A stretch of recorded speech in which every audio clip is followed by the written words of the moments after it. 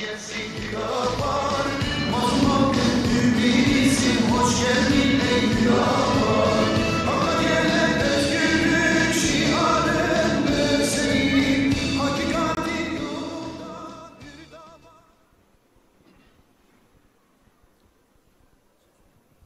su buraya getir.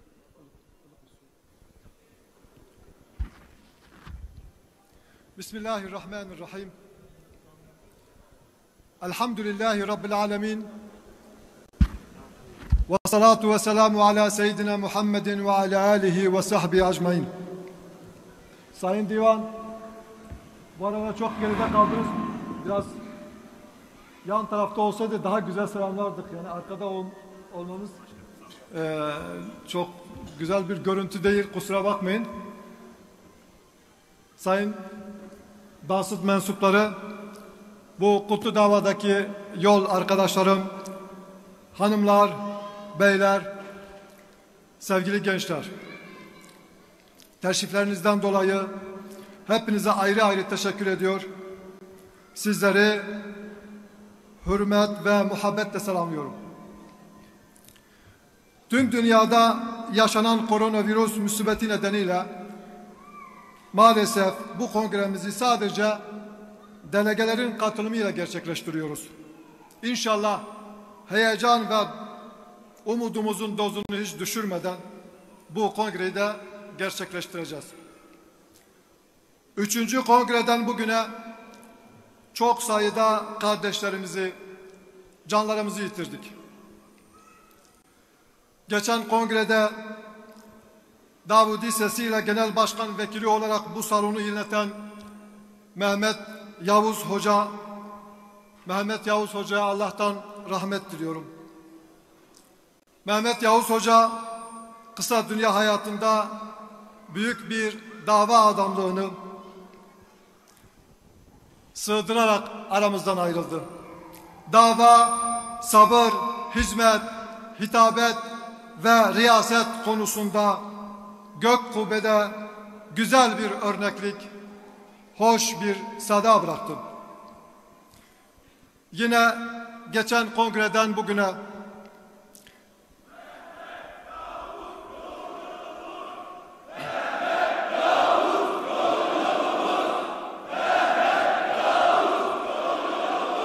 evet, İnşallah yolunu sonuna kadar sürdüreceğiz. Yine geçen kongreden günümüze kadar geçen süre içerisinde Gaziantep İl Yönetim Kurulu üyemiz Abdülkadir Üstündağ, Siirt Merkez İlçe Başkanımız Recep Işıktaş, Mersin İl Yönetim Kurulu üyemiz Necat Kılınç, Ağrı İl Yönetim Kurulu üyemiz Ayhan Gökhan, Bilecik İl Yönetim Kurulu üyemiz Selim Er, Seyhan İlçe Yönetim Kurulu üyemiz Ahmet Özdemir ve Akçakale İlçe Yönetim Kurulu üyemiz Halil Bozkurt kardeşlerimiz, dava arkadaşlarımız aramızdan ayrıldı. Hepsine Allah'tan rahmet diliyorum. Bu dava için gösterdikleri gayret, fedakarlık ve hizmetlerinin kıyamete kadar devam edecek bir sadakayı cariye olarak kabul görmesini dergâh-ı ilahiden niyaz ediyorum. Hür davanın hizmetinde bulunurken vefat eden ve şehit olan tüm kardeşlerime bir kez daha Allah'tan rahmet diliyorum. Bu salondaki değerli hazırun ve ekranları başında televizyon veya sosyal medya aracılığıyla bizleri izleyen herkesi selamlıyorum. Esselamu aleyküm ve rahmetullahi ve berekatuhu. Geli hoşgubira ve bkhairatın beheviyek mazın hatın beheviyek nuhatın İnşallah ev adaletu huzuru bıratiyeko sas salama vunda kiriye emediyse ava bikin ji sas sal zeydetlere bi sebebe ideolojiyu ceryanın fikren batıl ko zaliman kısmına navme şavatu komkujiyu eşu elem jin serzemine me kem nebuna.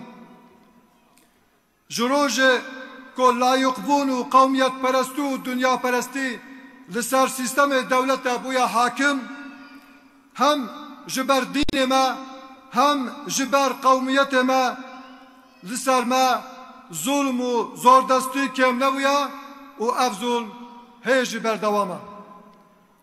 Le çavako Kur'an-ı Azim dibeja pişte her zahmetiye rahatiye keya.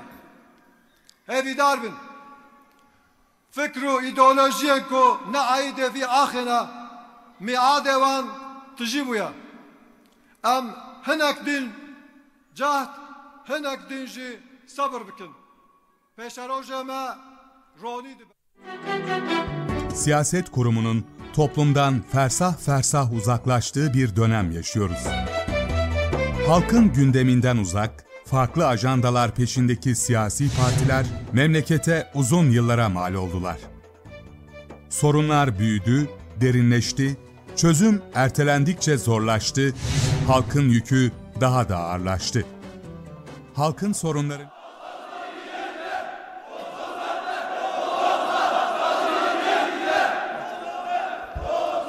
Kıymetli delegeler, dava arkadaşlarım, dördüncüsünü gerçekleştirdiğimiz olağan büyük kongremizin partimize, memleketimize ve insanlık için hayırlara vesile olmasını diliyorum. İnşallah bu kongremiz, partimiz ve memleket siyaseti adına güzellikler ve yeni hayırlar kapılara yol açacaktır. Dünya son yıllarda ekonomik, sosyal ve siyasi büyük krizlerle karşı karşıyadır. Küresel krizlerden etkilenmenin yanında ülke olarak kendi şartlarımız nedeniyle ayrıca sorun ve sıkıntılar da yaşıyoruz. Elbette yaşanan sorun ve sıkıntıların çözüm adresi siyaset kurumudur.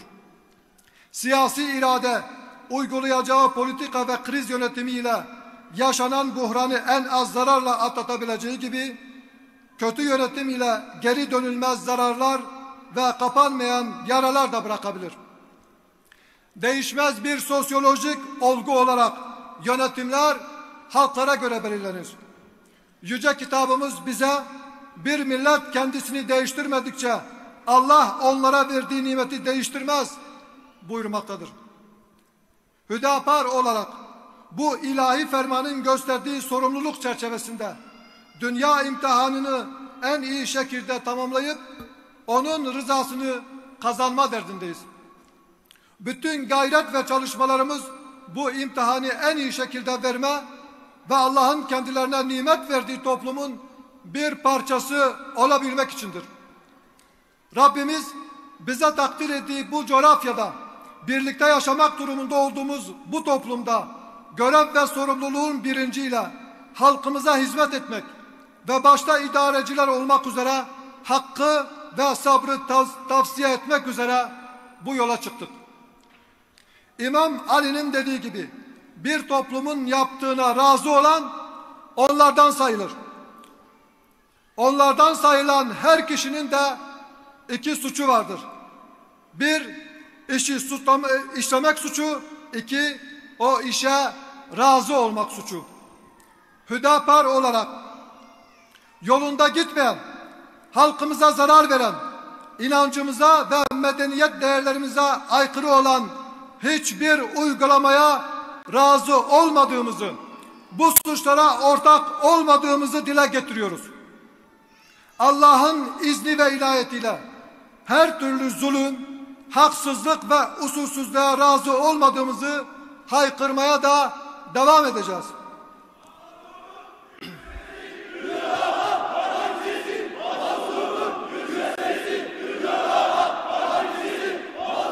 Kardeşlerim, sevgili gençler, bugün insanlığın en büyük sorunu ahlak krizidir. İnsani erdemlerin yitirilmesidir. Yeni nesillerde oluşan ahlaki yozlaşmalar, ferdi ve toplumsal sıkıntılar, yitirilen insani değerler ve güzel ahlakı aile dışında hiçbir kurum ve kuruluş geri getiremez. Adalet, doğruluk, merhamet, diğergamlık ve halka hizmet gibi değerler ancak aile içinde kazanılabilecek insani değerlerdir. Hiçbir anayasa, kanun, hükümet icraatı ve resmi uygulama bu değerleri insanlara kazandıramaz. Bu değerler ancak Allah'ın adıyla kurulmuş adalet, sadakat, sevgi, saygı ve şefkat temeli üzerine yürüyen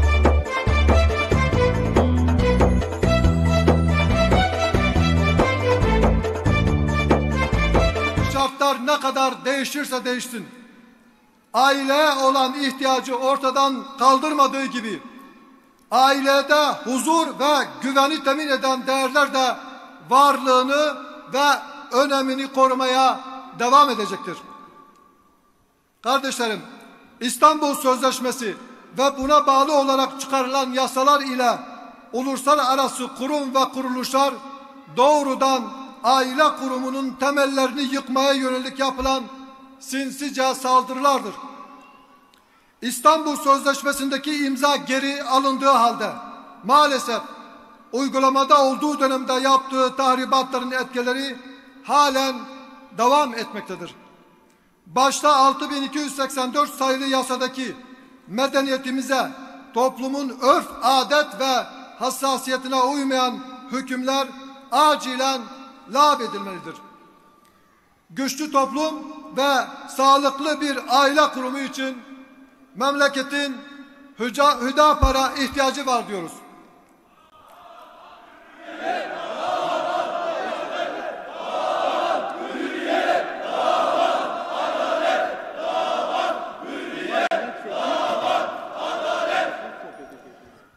Kadını ve çocuğu koruma adına medeni kanun, ceza kanunu ve diğer mevzuatlarda yapılan düzenlemelerle nikahsız birliktelikler teşvik edilirken karşılıklı rıza ile kurulan mutlu aileler kadının yaşının küçüklüğü bahanesiyle dağıtılmaktadır. Bir insanın evlilik için ehliyetli olup olmadığı şahsın biyolojik ve psikolojik durumuna göre karar verilebilir. Kanunla herkese standart bir evlilik yaşı dayatmasının hiçbir bilimsel ve sosyolojik gerçekliği yoktur.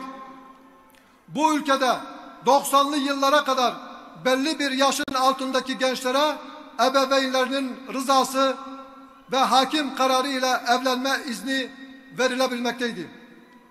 İnsanımızın biyolojik ve psikolojik yapısına, toplumsal yapımıza, örf ve adetimize uygun olan bu uygulama bir an önce tekrar mevzuata girmelidir. Öte yandan erkekler yürütemediği evlilikler sonucu ömür boyu nafaka ödemek zorunda kaldığı için bir daha evlenme imkanını kaybetmektedir. Bu nedenle toplumda tek başına yaşayan ya da resmi bir nikah ahdi olmadan nevzuhur bir toplum oluşturmaktadır.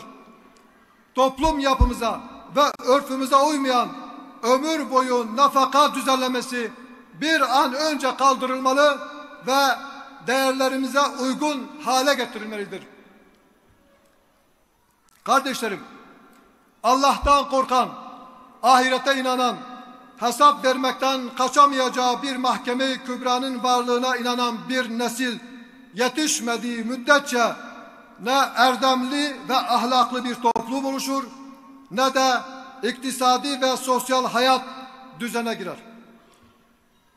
Eğitim sistemi seküler, manayı inkar eden, materyalist, Darwinist düşünceden kurtarılmadığı sürece sistemdeki yozlaşmalar ve bozulmalar devam edecek, haksızlıklar, rüşvet ve yolsuzluklar da bitmeyecektir. Eğitim sistemi ve müfredatının amacı inançlı, erdemli ve ahlaklı bir toplum oluşturmak olmalıdır. 100 yılı aşkın bir süredir tamamen maddeci ve hedonist Batı eğitim sistemi taklit edildiği için memleket huzur ve selamet yüzü görmedi. Yüzyıllarca dünyaya medeniyet değerleri kazandılar. İlimde, sanatta, teknolojide ve edebiyatta dünyaya öncülük eden bu toplum 100 yıldır bir değer üretememiş, ilim, sanat ve teknolojide taklit ettikleri batıdan fersah fersah geride kalmıştır. Bir medeniyetin oluşmasında sanayi, teknoloji ve sanat belki taklit edilebilir. Ama inanç, medeniyet değerleri ve kültür taklit edilemez. Kültür, örf ve adetler toplumların özüdür. Ya bunlara sahip çıkarsınız ya da yok olursunuz. Sevgili delegeler, kardeşlerim, İslam medeniyeti yardımlaşma ve dayanışma üzerine kurulu bir medeniyettir. 19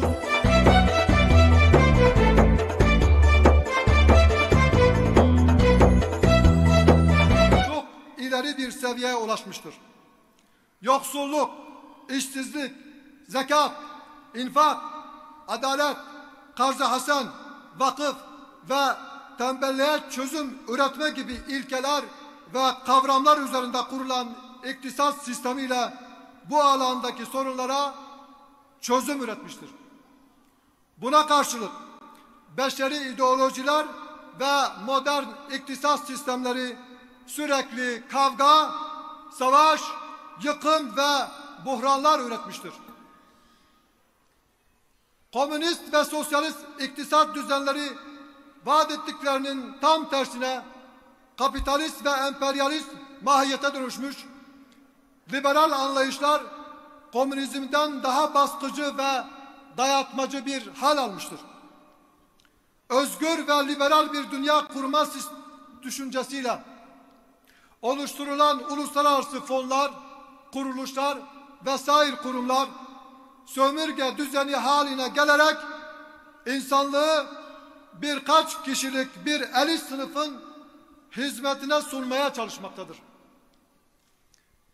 İktisat ilmi inanç ve ibadetlerden ayrı düşünülemez. Bir toplumun dini neyse dini ritüelleri de iktisadi hayatı da buna göre şekillenir. Buna göre şekillenmelidir. Maalesef bir asırdır ülkemizde diğer birçok alanda olduğu gibi iktisadi düzenlemelerde de toplumun inancına ve kadim değerlerine aykırı olarak katı bir kapitalist sistem uygulanmaktadır. Bu ülkenin dindar Müslüman evladına sorma ihtiyacı bile duymadan iktisadi hayatın merkezine faiz yerleştirilmiştir. Ki faiz bu milletin inancına göre Allah'a karşı harp ilan etmektir. Allah ve Resulüne harp ilan eden bir sistemin iflah olma, topluma huzur ve refah getirme ihtimali var mı? Tekbir! Allahu Ekber! Tekbir! Allahu Ekber! Tekbir! Allahu Ekber! Faiz, enflasyon, işsizlik sarmalında sıkıştırılmış bir ekonomik sistem ile karşı karşıyayız. Hüdapar'ın iktisat anlayışında kapitalist sistemde olduğu gibi para mal olarak alınıp satılamaz. Hüdapar'ın iktisat sisteminde işçi ile işveren birbirinin rakibi değil, birlikte çalışan iş ortaklarıdır. Sermaye sahibi işçiye, işçi sermaye sahibine muhtaçtır. Hüdapar'ın iktisat sisteminde sınıf çatışması yoktur. Sosyal barış vardır.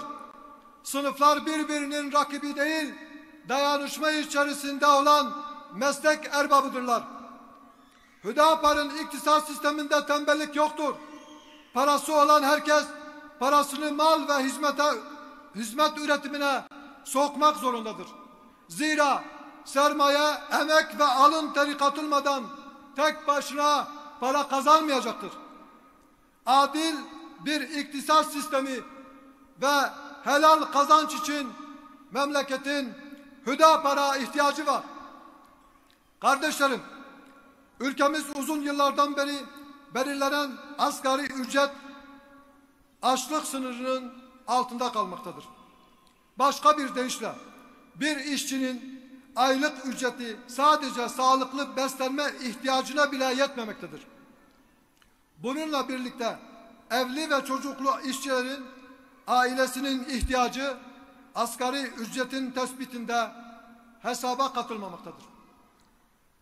İşin en trajik tarafı da geliri beslenme ihtiyacına yetmeyen, karnını doyuramayan, başka bir deyişle aç olan asgari ücretliden vergi alınmaktadır. Bunun sosyal devlet anlayışıyla izah edilebilecek bir yanı yoktur. Hüdapar'ın sosyal devlet anlayışında devlet beslenme, giyinme, barınma, sağlık, eğitim gibi temel ihtiyaçlarını karşılayamayan bütün vatandaşların temel ihtiyaçlarını karşılamak zorundadır. Temel ihtiyaç maddelerini karşılamaktan aciz olan bir insandan vergi alınamaz. Hüdapar olarak asgari ücret tespit edilirken çalışanın ve ailesinin temel ihtiyaçlarının da hesaba katılması ve her türlü vergiden muaf tutulması gerektiğini dile getiriyoruz. Herkesin hak ettiği ücrete kavuşması için bu memleketin Hüdapar'a ihtiyacı var. Kardeşlerim, adalet devletin temeli ve esasıdır. Bütün kurum ve kuruluşlar bu esas üzerinde kurulmalıdır. Allah Kur'an-ı Kerim'de adil olmayı emretmiştir. İnsanların adaletin gereğini yerine getirmede tasarrufta bulunma yetkisi ve inisiyatif kullanma hakkı yoktur. Beka meselesi olarak değerlendirilen içerideki terör ve kutuplaşma, dışarıda ise küresel emperyalist güçlerin kuşatmasının etkili olması, adalet gözetmeyen, tekçi, inkarcı, ulus devlet dayatmasının sonuçlarıdır.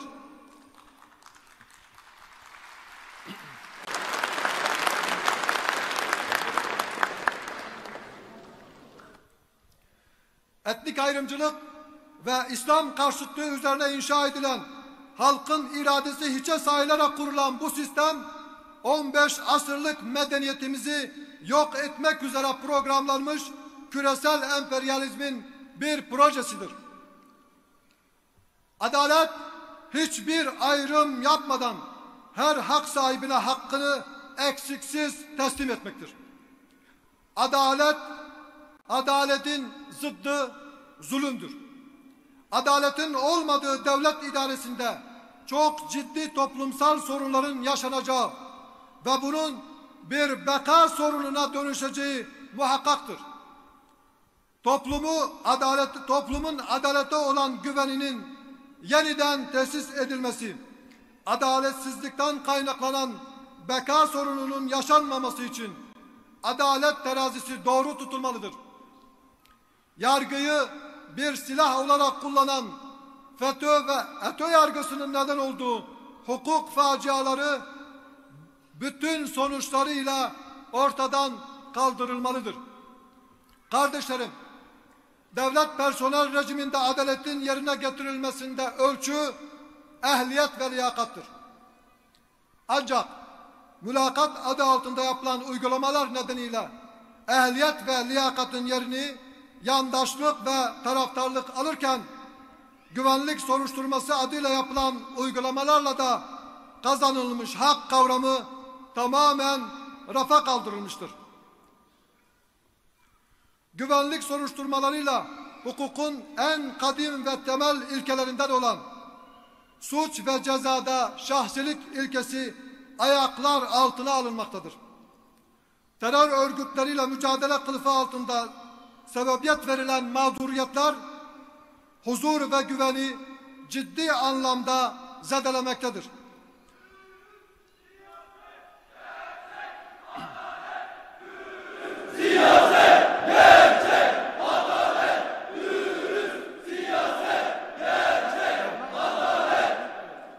Bir an önce bu yanlıştan dönülmeli, işe alımlarda nesnel ölçülere göre hareket edilmelidir. Yolsuzluk, usulsüzlük, adam kayrımacılık ve kaynak savurganlığını önleme siyasi iktidarın asli görevlerinden biridir. Bugün yaşadığımız ekonomik sıkıntıların önemli nedenlerinden biri de kamu kaynaklarının kullanılmasındaki yolsuzluk ve savurganlıktır. Unutulmamalıdır ki bir kamu görevlisi devlet kaynaklarını kendi menfaati için kullanıp emanete ihanet ederse eninde sonunda siyasi iradeye de ihanet eder. Adamını kollama ve koruma her zaman siyasi iradeye zarar vermiştir. Kardeşlerim, 100 yılı aşkın bir süredir yaşadığımız sorunların başında bu ülkenin kuruluşunda kanı, alın teri ve iradesi olan Kürtlerin yaşadığı sorun ve sıkıntılar gelmektedir. Kürtler binlerce yıldan beri bugün bulundukları coğrafyada yaşamaya devam eden kadim bir millet ve İslam ümmetinin asli unsurlarından biridir. Bütün kavimler ve topluluklar gibi Kürtler de yaşadığı coğrafyada dünyadaki diğer kavimlerin yaşadığı birçok savaş, katliam ve yıkım görmüştür. Ancak tarihi süreç içerisinde hiçbir dönemde son 100 yılda olduğu gibi kendi yurtlarında varlıkları red ve inkar edilmemiştir. Diller ve renkler Rabbimizin ayetlerinden bir ayettir. Hiçbir kavim ve millet için ayrıcalık ve üstünlük vesilesi olamaz.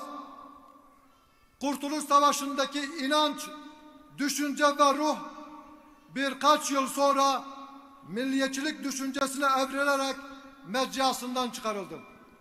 Bu ülkenin her karış toprağında başta Kürtler, Türkler ve Araplar olmak üzere bu coğrafyada yaşayan bütün kavimlerin ve toplulukların kanı, alın teri ve emeği vardır. Kürt meselesini günümüze kadar sorun olarak taşıyanlar, Kürtlerin haklarını ellerinden alan, sistematik bir şekilde red, inkar ve asimilasyon politikalarını uygulayan ve ülkedeki diğer halklara da zulmeden ulus devletçi kafa yapısına sahip bölge devletlerinin idarecileridir. Türkiye'de bunun temsilcisi İttihat ve Terakki zihniyeti, Irak ve Suriye'de de Bağızçı zihniyet olmuştur. Coğrafyamızda yaptığı yıkımlar görülmesine rağmen halen Kürtlerin dil ve kimliklerini görmezden gelen bu zihniyet tam olarak ortadan kalkmamıştır. Onlarca yıldan beri yaşanan yıkımlar, katliamlar, can ve mal kayıplarının bitirilmesinin yolu bu ülkede yaşayan tüm kavimlerin eşit vatandaşlar olarak yaşamasını sağlayacak anayasal bir düzenin kurulması, bu meyanda Kürtlerin dillerinin ve kimliklerinin tanınmasıdır. Bu sorun aslında sadece bir dil ve kimlik sorunu da değildir. Sorun adalet sorunudur. 5-6 yıl öncesine kadar görülen olumlu yaklaşımlar her geçen gün biraz daha eskirat ve sorunu görmezden gelme anlayışına evrilmektedir. Sorunun tamamen ortadan kalkması için anayasadaki vatandaşlık tanımının etnik aidiyete göre yapılmasından vazgeçilmelidir. Kürtçe konuşan vatandaşlara ana dilde eğitim hakkı verilmelidir. Türkçenin yanında Kürtçe ikinci resmi dil olarak kabul edilmelidir.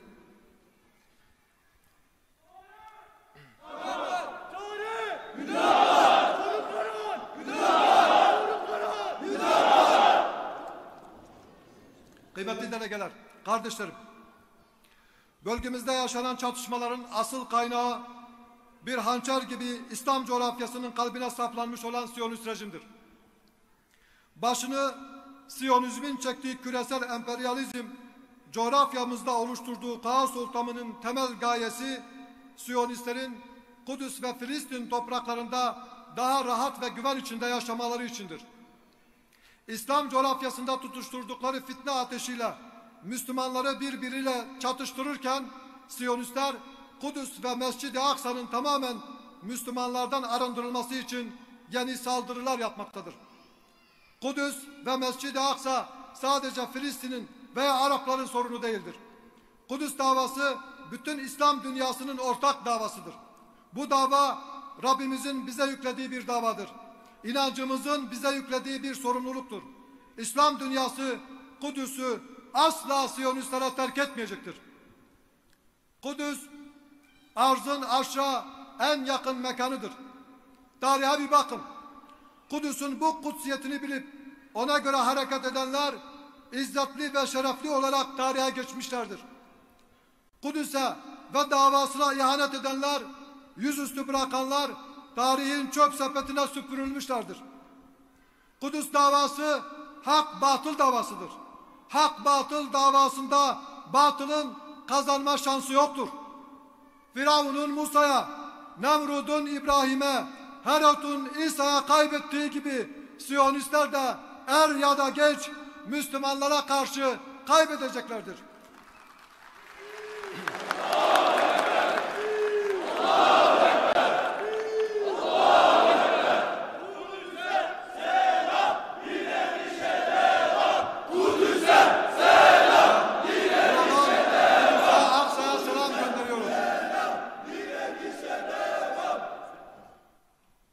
Burada bir kez daha ilan ediyoruz ki Mescid-i Aksa ve Kudüs'ün müdafası asli görevlerimizden biridir. Bu uğurda bize ne görev düşüyorsa, ne yapmamız gerekiyorsa bütün gücümüzle bu görevi yapmaya gayret edecek, bu uğurda yapılan bütün mücadelelere destek vermeye devam edeceğiz. Çok net bir şekilde bilinmesi gerekir ki Gazze'deki bebeklerin uykuları Siyonistlerin bombalarıyla bölündüğü müddetçe, Filistinli çocuklar güven içerisinde sokaklarda, sahillerde oynamadıkça Siyonistler asla güven içerisinde olmayacaklardır.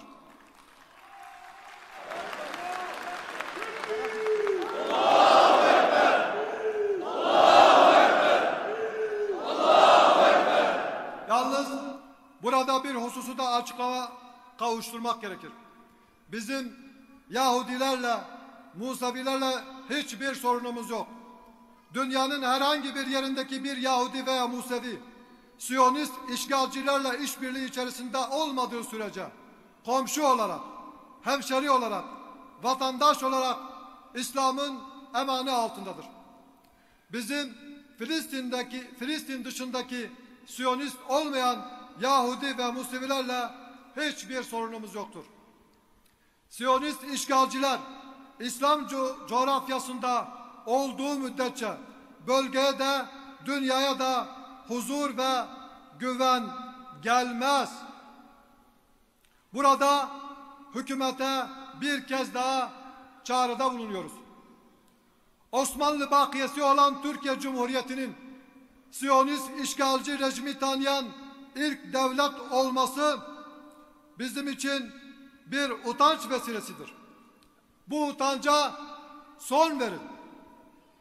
Küresel emperyalist güçlerin oluşturduğu uluslararası hukuka göre devlet olma özelliği olmayan, kendine ait bir coğrafyası bulunmayan, işgal üzerine kurulu bir terör şebekesini devlet olarak tanımaktan vazgeçin. Allahu Ekber. Siyonist rejimin temsilcilerini Hacı Bayram Veli'nin şehrinden kovun.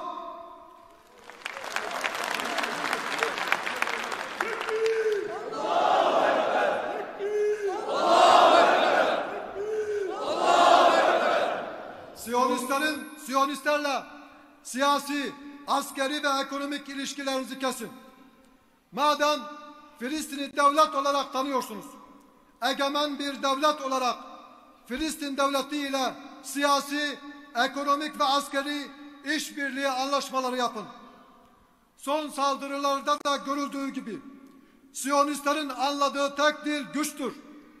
Filistinli kardeşlerimizi onların karşısında güçlü kılmak için silah ve teknoloji yardımı yapın.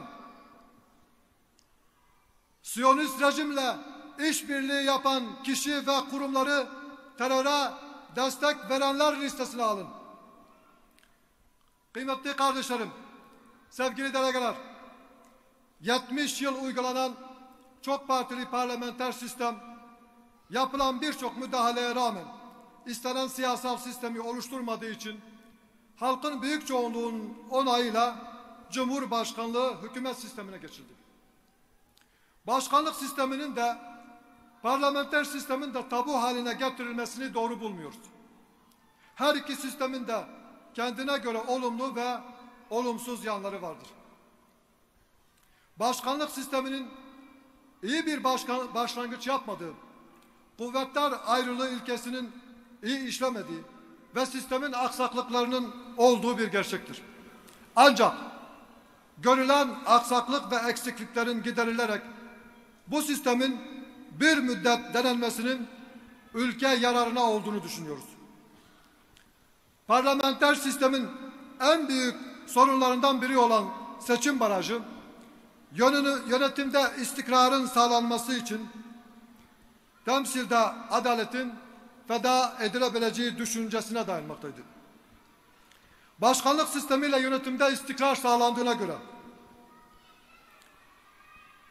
temsilde de adaletin sağlanması için seçim barajı tamamen kaldırılmalıdır. Siyasi partiler arasında adil bir rekabetin olabilmesi için siyasi partilere yapılan hazine yardımı kuruluşunu tamamlamış, bütün partilere adil bir şekilde yapılmalıdır. Kardeşlerim, bir Hristiyan kulübü olan Avrupa Birliği, 84 milyon nüfusu, sahip olduğu tarih ve medeniyet değerleri nedeniyle Türkiye'yi asla bu birliğe kabul etmeyecektir. 50 yılı aşkın bir süredir bu ülkeyi kapılarının eşiğinde bekletmelerinin nedeni belirledikleri sözde birlik standartlarının ülkeye kazandırılması değil, bizi bir arada tutan inanç ve medeniyet değerlerimizi yok etmek isteyen emperyalizmin bir oyunudur. Şimdiye kadar hem Avrupa Birliği ve ABD'yi hem de NATO'yu her zaman ülkeye ve topluma düşmanlık edenlerin safında ve onları destekler halde gördük. 15 Temmuz kalkışmasının Amerika merkezli olduğu ortadayken, ABD ve NATO üslerinin ülkemizdeki varlığının bu millete en küçük bir yararı sayılamazken, buna rağmen fitne fesat merkezi olan bu üslerin açık tutulmasını anlamak mümkün değildir. Halkın aleyhine oluşturulan her yıkıcı faaliyetin içinde uzantıları bulunan başta İncirlik ve Kürecik üsleri olmak üzere ülkedeki tüm ABD ve NATO üsleri kapatılmalıdır.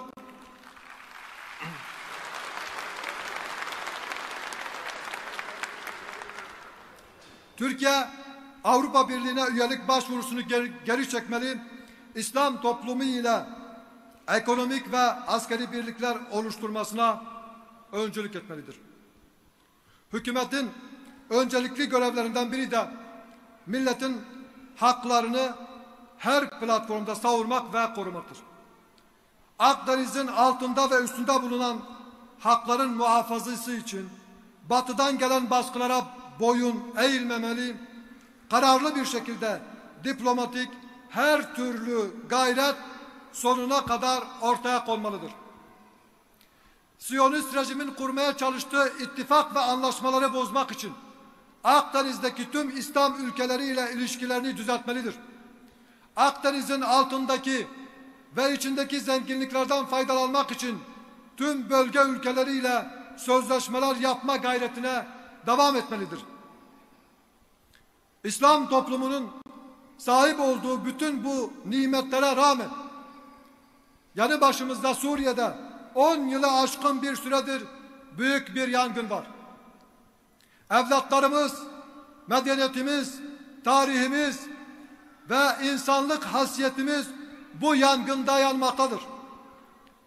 Bu yangından can havliyle kaçıp Türkiye'ye sığınan 4 milyona yakın Suriyeli kardeşimiz ülkemizde yangının sönüp yurtlarına dönüşü beklemektedirler. Her şeyden önce bunlar bizim kardeşlerimizdir. Bu kardeşlerimiz için yapılacak iş Suriyeliler evlerine gitsin demek değil, evlerine gidebilecek ortamı sağlamak için gayret göstermektir. Ki bu ateşin harlanmasında uygulanan yanlış dış politikanın etkisi inkar edilemez. Sınırlar halkları değil, devletleri birbirinden ayırır. Suriye'de yaşanan sorun ve sıkıntıların giderilmesi hem inancımızın hem de tarih ve medeniyetimizin bize yüklediği bir sorumluluktur. Sorunun kalıcı olarak çözülmesi için binlerce kilometre uzaklardan gelen küresel emperyalist güçler bir an önce Suriye'yi terk etmelidir. Bunun yerine bölge ülkelerinin katılımıyla Suriye'deki tüm kesimlerin temel haklarını garanti altına alacak adil bir yönetim temin edilmelidir.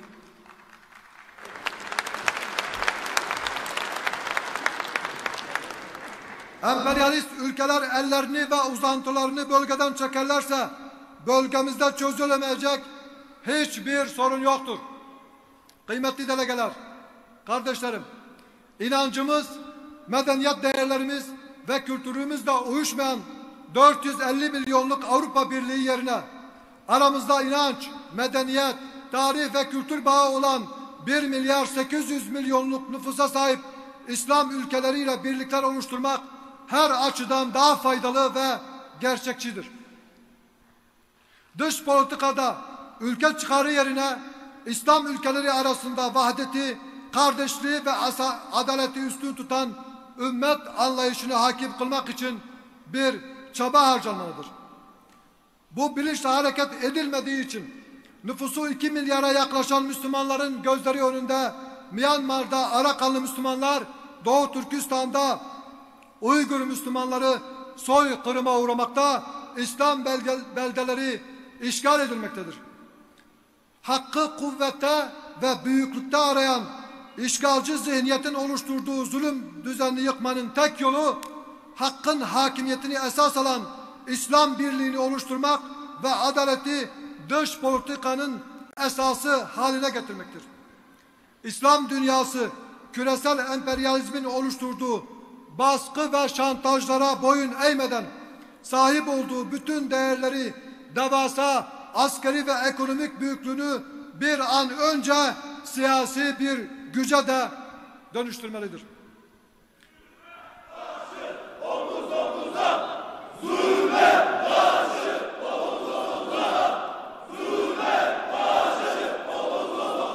Kıymetli delegeler, dava arkadaşlarım, bu duygularla 4. Büyük Kongremizin hayırlara vesile olmasını diliyorum.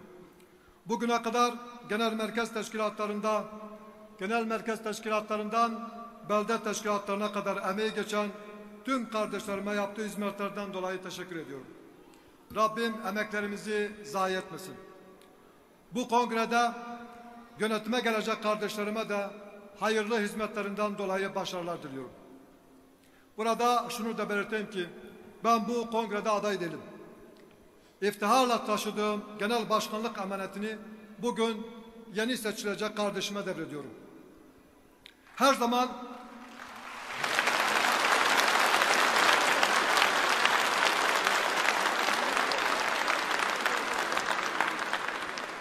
ve konuşmamı her zaman yaptığım duayla bitirmek istiyorum. Rabbim bize hakkı hak olarak gösterip ona tabi olmayı, batılı da batıl olarak gösterip odan kaçırmayı nasip etsin. Esselamu Aleyküm ve Rahmetullahi ve Berekatuhu.